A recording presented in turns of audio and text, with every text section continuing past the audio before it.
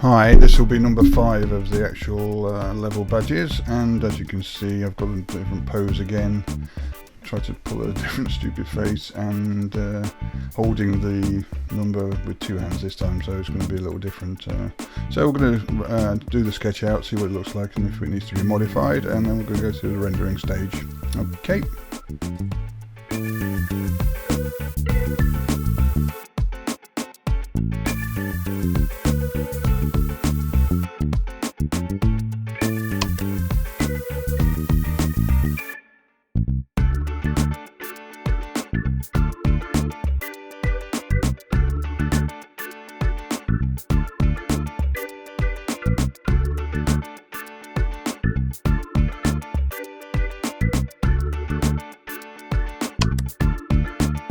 Okay, so this is level 5 sketch. I've basically altered the head size a little bit, moved the eyes down, changed the mouth shape, make it give it more of a smile, a bit like Joker actually, but anyway.